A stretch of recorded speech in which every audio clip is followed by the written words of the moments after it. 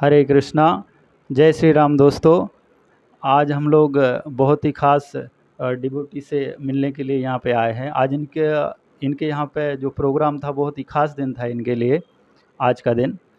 और ख़ास डिवोटी इसलिए हैं क्योंकि इनका जो जीवन है ना वो भगवान की सेवा के लिए समर्पित है। तो हमारे साथ में हैं रसानंद माधव प्रभु जी और वैशाली पाटिल माता जी। तो हम लोग जानेंगे इनके जीवन के बारे में। तो प्रभु जी, आपका पहले का जो जीवन था, मतलब भक्ति में आने से पहले का जो जीवन था, वो किस तरह का आप लोगों का लाइफ स्टाइल रहता था? और भक्ति में आने के बाद फिर मतलब क्या चेंजेस आए आपकी लाइफ में? हरे कृष्णा। अ, वैसे देखा जाए तो हमारे माँ पिताजी वारकरी संप्रदाय के बैकग्राउंड के थे, इसलिए हमें इस्कॉन के जो रूल्स एंड रेगुलेशन थे उसमें मीन्स बहुत इजी हो गया इस्कॉन अप्लाई करने के लिए।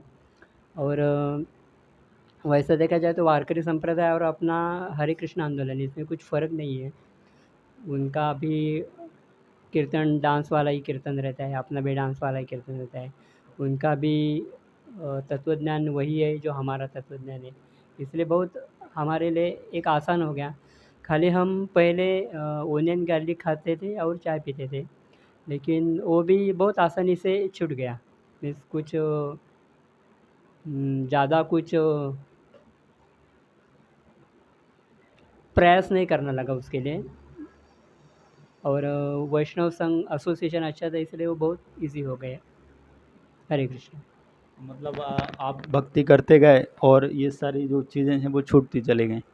तो भक्ति में आने से पहले घर में ऐसा कुछ कलह, ऐसा कुछ भी होता था, लड़ाई झगड़ा वगैरह, कि नहीं पहले से ही ऐसा कभी नहीं हुआ?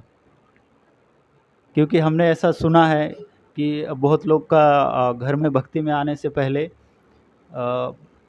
कलयुग बोलते हैं ना, कलयुग, कलह का जो युग बोलते हैं, तो बहुत घरों में ऐसा कलह का माहौल ऐसा रहता था। लेकिन हम बहुत से डिवोटी से मिले तो उन्होंने मतलब ऐसा बोला कि हमारी लाइफ में खाली खाने पीने में ही नहीं, बल्कि हमारा जो नॉर्मली जो व्यवहार होता है उसमें भी बहुत सारा ऐसा परिवर्तन आया है।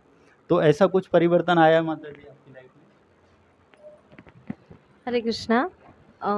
मेरा पहले जो आपने पूछा था मैं वो बोलती हूँ कि हमें प्याज लहसुन और चाय चाय का बोलेंगे तो मुझे पहले ऐसा आदत थी कि सुबह उठेंगी ब्रश करके मैं पहले चाय पीती थी, फिर बाद में शाम को एक, ऐसे दो चाय मुझे लगता ही था। लेकिन जैसे जैसे भक्ति में आ गए, भक्तों का संग अच्छा मिला तो अच्छे से मतलब वो जैसे बताते गए, हमारे काउंसलर सत्यानंद प्रभु जी और चित्रा सुंदरी माता जी, नंदकिशोर प्रभु जी, उन्होंने हमें भक्ति में जोड़ा है। ये 3 लोगों से हम लोग भक्ति में जुड़ गए। फिर बाद में राघवेंद्र राव प्रभु जी, राव माता जी, इनकी वजह से हमें बहुत प्रेरणा मिलती है, अभी भी मिलती है। तो चाय का तो वैसे था, लेकिन धीरे-धीरे उन्होंने बताया कि ऐसे जप करना है, ये करना है, माला कीजिए। फिर बोले कि आप थोड़ा प्रयास कीजिए तो हो जाएगा। तो मैंने ऐसे ही देखा एक दिन, पहले तो नहीं होता था लेकिन बाद में धीरे-धीरे प्रयास किया तो प्याज़, लहसुन और चाय अच्छे से छूट गया।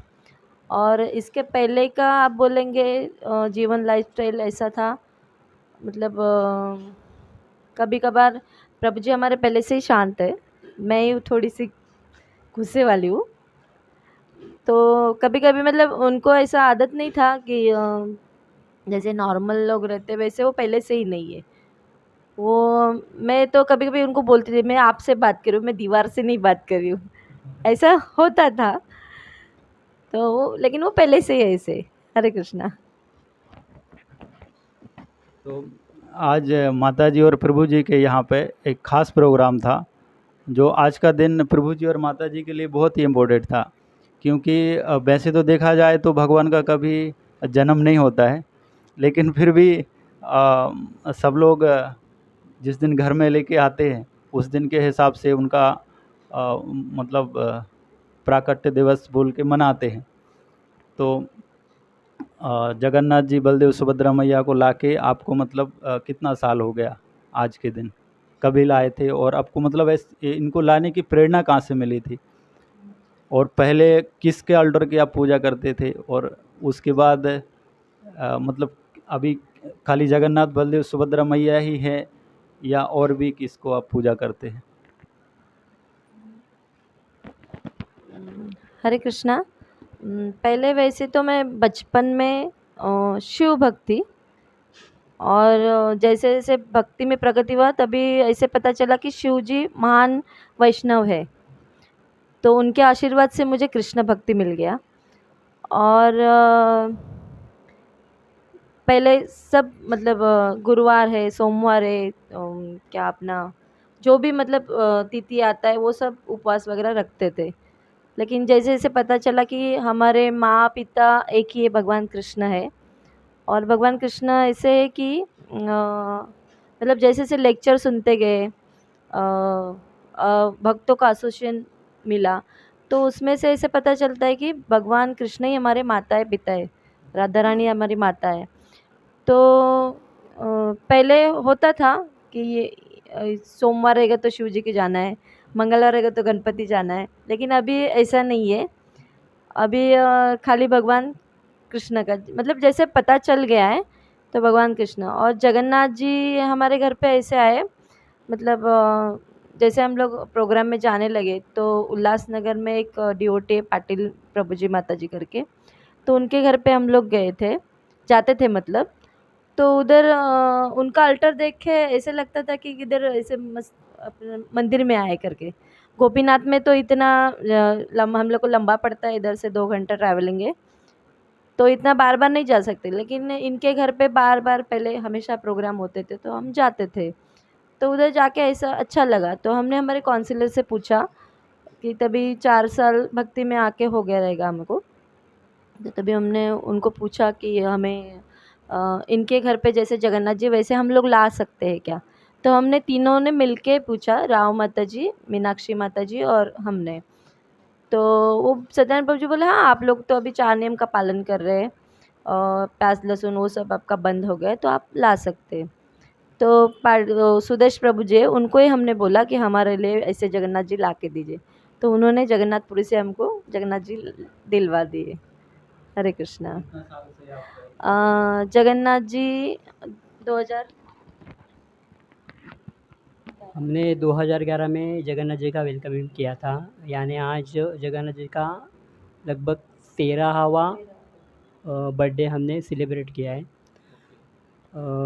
एक बोलना चाहता हूँ मैं कि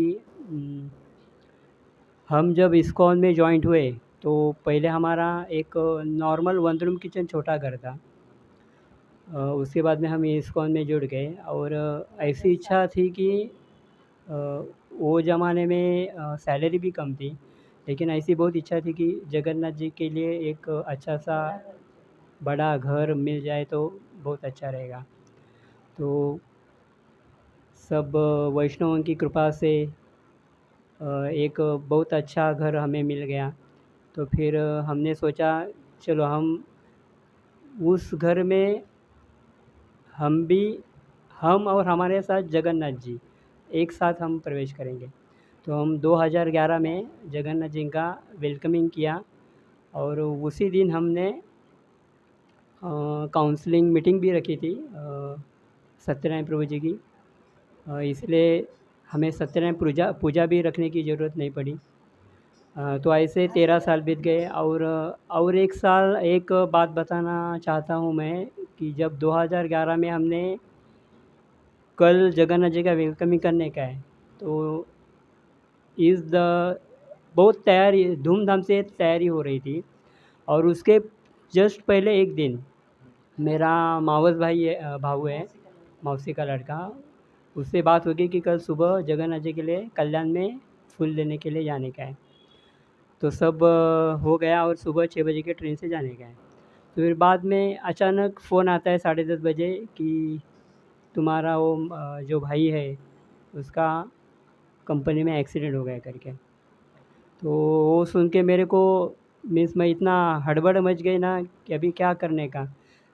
खाली खबर सुनाई दी, लेकिन कितना सीरियस है वो कुछ पता नहीं था। फिर मैं वैसे ही भाग के मैं अंबरनाथ पहुंचा। तब तक वो लोगों ने उसको अंबरनाथ में हॉस्पिटल में लाया था, मैं भी उधर पहुंच गया। तो बाद में ऐसा पता चला कि मशीन में काम करते करते उसका ये जो कलाई बोलते हैं ना, कलाई, ये पूरी 99% कटी हुई थी। खाली ये जो मसल दिख रहा है ना, इसके ऊपर खाली ये हाथ लटका हुआ था। तो वो हॉस्पिटल वाले ने तो फर्स्ट एड किया और बोला कि आप तुरंत बॉम्बे में सायन में जाओ, केईएम में जाओ, नहीं तो जेजे में, किधर भी जाओ, लेकिन उसका एटलीस्ट 12 घंटे के अंदर ऑपरेशन होना चाहिए। तो फिर हमारा जो कंपनी था उसका भी बहुत अच्छा सहयोग मिला। वो कंपनी के एम्बुलेंस से फिर हमने तुरंत बॉम्बे में पहले हम सायन में गए।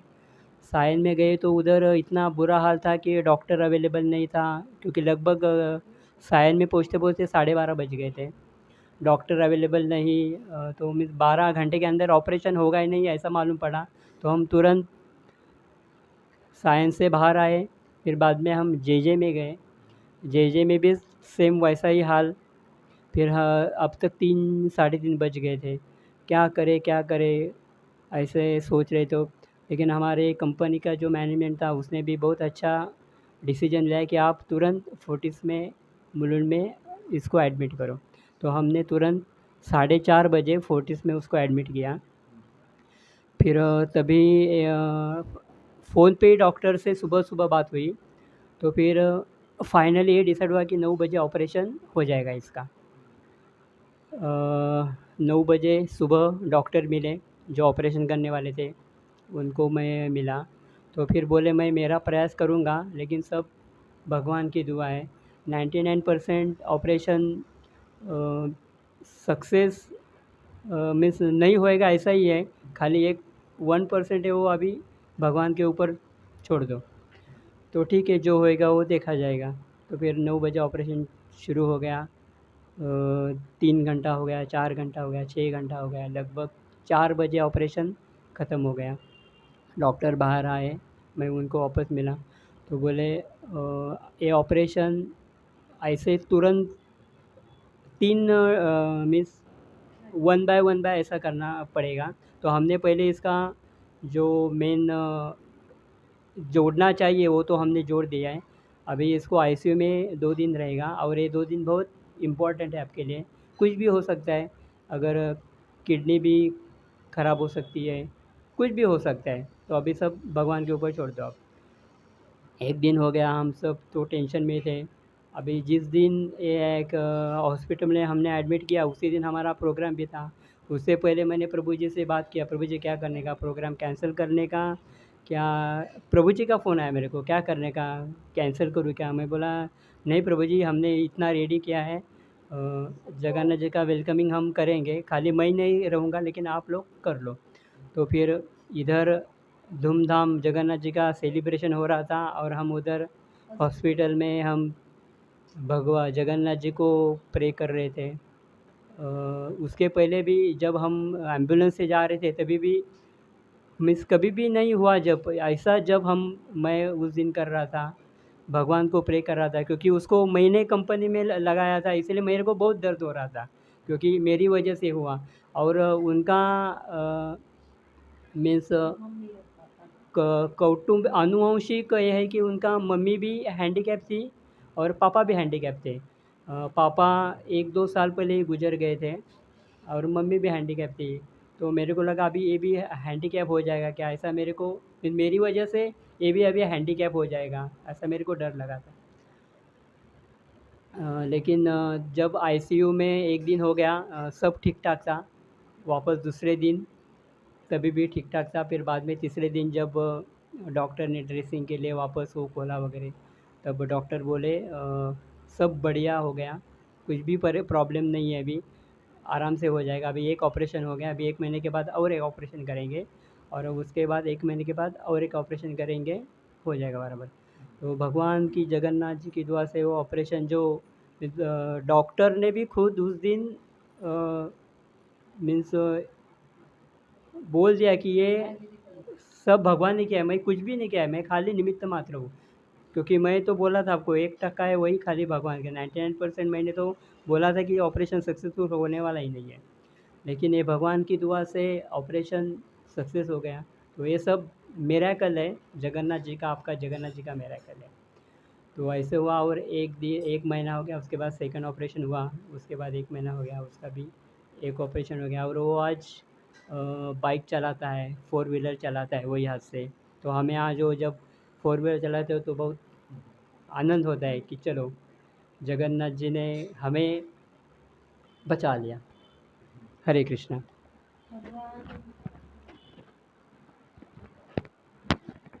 भक्त के लिए भगवान कुछ भी कर सकते हैं।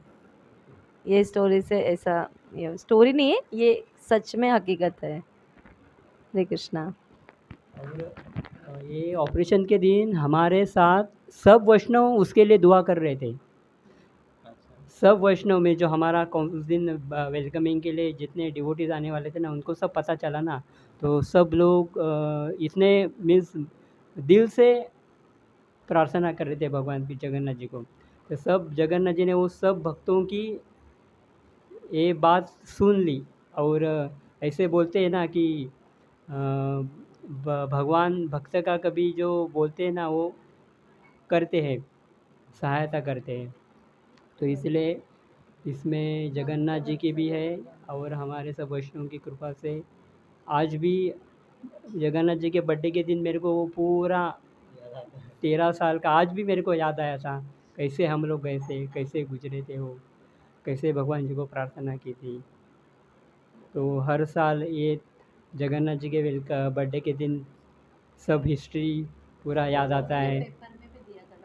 वो डॉक्टर ने, हाँ एक बात रह गया, डॉक्टर ने जब ऑपरेशन सक्सेस हो गया उसके बाद डॉक्टर ने मुंबई मिरर में जो एक मेडिकल का जो पेज रहता है ना, उसके वो पेज पे सर्जरी मिरेकल करके ऐसा आर्टिकल दिया था। वो पेपर आज भी मेरे पास, मैंने उसको संभाल के रखा है। किसको भी मैं दिखाता हूँ, कोई आया ना तो सीनियर आते ना तो उसको मैं दिखाता हूँ वो पेपर। हरे कृष्णा। हरे कृष्णा।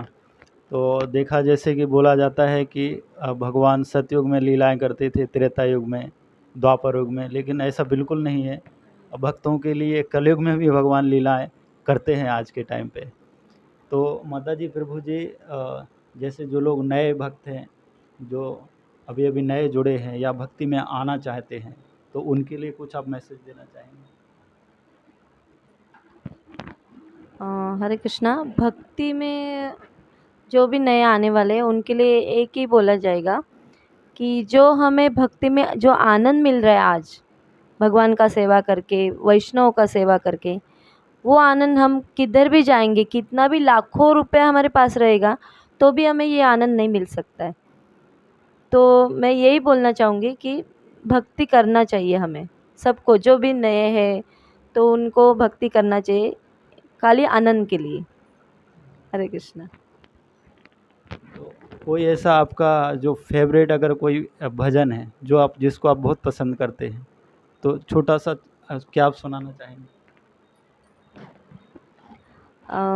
मेरा भजन ऐसे, मुझे तो ऐसे मतलब पहले मैं भक्ति में नहीं थी, तो तभी मैं ऐसे सीडी प्लेयर था हमारे घर पे, तो उसमें वो जो पुराने गाने रहते थे वो मैं लगा के फिर काम करती थी मेरा। तो वही आदत मेरा अभी भी है, लेकिन वो खाली चेंज हो गया, भक्ति में लग गए तो मैं भजन सुनती रहती हूँ, मोबाइल में भजन लगा के वो सुनती हूँ। और ऐसे भी काम करते करते मुझे हरे कृष्णा महामंत्र का गाने के लिए मुझे पसंद है, तो मैं गाती रहती हूँ। तो श्यामा बिहारी माता जी, उनकी माता जी है मम्मी, तो उनकी वो, उनसे भी मुझे प्रेरणा मिलती है कि वो बोलते कि नहीं, उनको भक्तों का संग अच्छा लगता है, लेकिन अभी उनका उम्र हो गया तो नहीं आ पाते, तो डेली कॉल करते हैं और उनको एक भजन, कौन सा भी भजन उनको अच्छा लगता है तो उनको सुनाते हैं। तो मैं उनको उनको विट्ठल जी का भजन बहुत पसंद है, तो मैं आपको थोड़ा सा वो बोल देती हूँ। विठोबा केशरी गंध विठोबा तुझा मला छंद विठोबा केशरी गंध विठोबा तुझा मला छंद विठोबा केशरी ओटी विठोबा देई मला भेटी विठोबा केशरी ओटी विठोबा देई मला भेटी विठोबा गळा तुळशी माळा विठोबा तुझा मला लळा विठोबा गळा तुळशी माळा विठोबा तुझा मला लळा हरे कृष्ण कृष्ण कृष्ण हरे हरे हरे राम राम राम हरे हरे।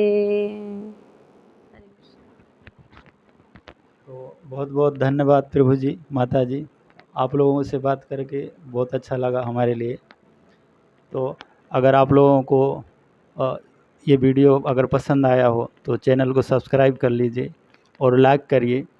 और मेरी कोशिश रहेगी कि मैं इसी तरह से जो ऐसे छुपे हुए जो डिवोटीज़ हैं, भक्त हैं, उनको आपके सामने प्रस्तुत करते रहूं और उनकी जो भक्ति की जो जर्नी है उसको मैं आप लोगों के सामने लाता रहूं। हरे कृष्णा, जय श्री राम।